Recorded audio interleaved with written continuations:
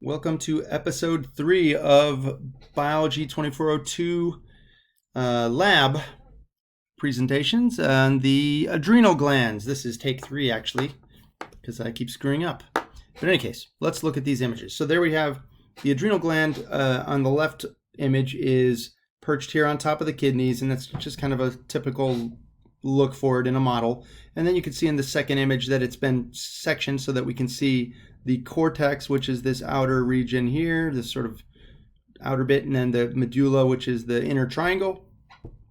The capsule is sort of on this outside bit right there. In the dissected specimen, that was my phone, I was getting a text. Dissected specimen, you can see the kidney right here and the adrenal gland right there at the tip of the pointer, which makes this end up here the head of the rat. And I'll draw a little rat head. I drew his rat little head in the looks like in his rib cage somewhere, but whatever. So there's the adrenal gland at the tip of the pointer. And then in the final image on the right, we see a microscope image with the capsule out here on the outer layer. And then the three zones, the glomerulosa on the outside, fasciculata in the middle, and reticularis here bordering the medulla. So if you want to remember GFR, that's how I always remember their sequence from the outside in. And then the medulla sounds like middle, so pretty self-explanatory. We move on to some detail of the adrenal cortex. You see the three zones laid out there. Just try to remember that each zone produces mainly one class of hormone, and then there's pretty much just one or two major important hormones that are produced there. There's more, but we're not going to get into them. So the glomerulosa produces this class of hormones called mineralocorticoids, and they are originally called that because they knew that they modulated sodium, which is a mineral concentration. But really what it should be called, they would be better named to call them electrolytocorticoids, because it's really all electrolytes and then some water that follows.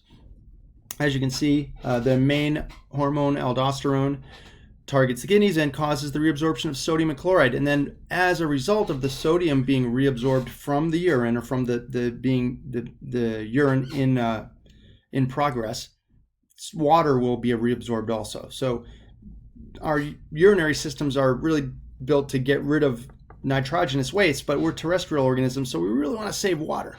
So we produce aldosterone, which lets us reabsorb salt, which lets us reabsorb water.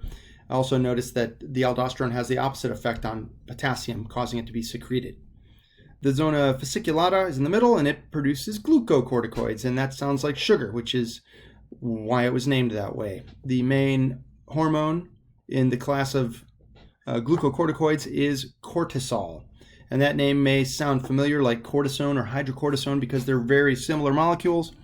And you may be familiar with their function as anti-inflammatories, which they do. So cortisol helps reduce inflammation if you don't want that inflammation. The other main thing, and why it's called a glucocorticoid, is that it regulates blood sugar. In this case, it increases blood sugar levels. Not in the same way that that glucagon does, which we will get to in the next video, but in similar ways. So it does this process called gluconeogenesis, which has its own definition built into the word, right? A lot of times you'll get to a word like this and you'll just kind of blur over it, like, right? But don't. Try to break down these words. Mineralocorticoid, glucocorticoid, they tell you something about it. Gluconeogenesis. Gluco is sugar, neo is new, and genesis is synthesis or beginning. So gluconeogenesis is sugar new make.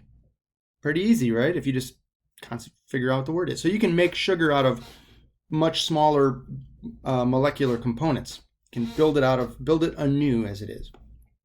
Lastly is the zona reticularis, which produces a class of hormones called gonadocorticoids. And as you might infer, that refers to your gonads, or your testes and ovaries.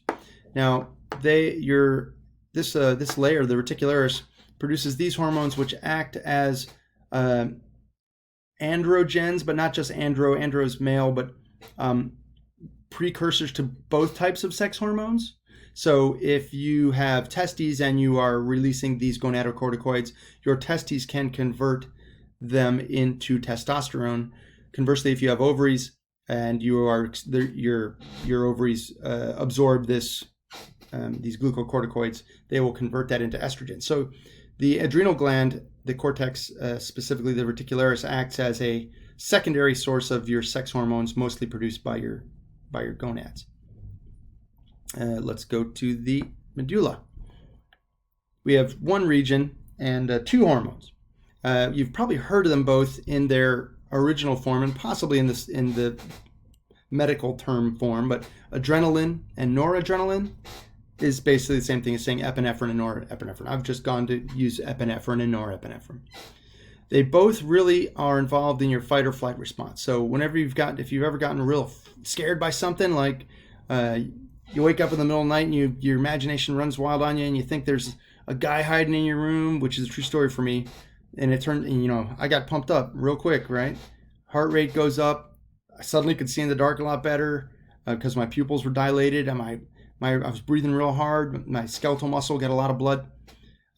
Turns out it was my jacket. I put it on a chair and then forgot about it. And then when I woke up, I saw it. So don't worry, I'm fine. So blah, blah, blah. What else?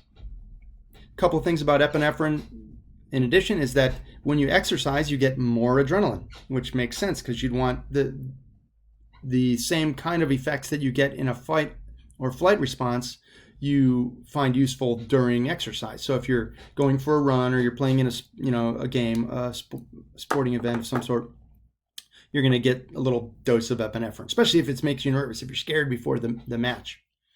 And speaking of scared, when you get that adrenaline dump, you get a lot of similar sort of physiological effects that you get when you experience fear, and it does help contribute to that sense of fear. You get like shakes and stuff. Now you may be ready to go at somebody also, right? But fear and fury are a fine line apart. Norepinephrine largely overlapping in its overall effects. There's some differences physiologically, but we don't need to get into those. So kind of the same effects. Now, if you chronically overproduce both of these, you can imagine what that does, right? I mean, if you're constantly pumping up your heart rate and vasoconstricting and dumping sugar into your blood, you're going to have a number of negative potential outcomes. You can see a short list of that there at the bottom. All right, hope that helps with your knowledge of the adrenal glands. Now, don't forget, like for this and for all of these PowerPoints, go to the dissection videos and the videos over the models and study those images, because you're going to see those images when it comes quiz time and test time.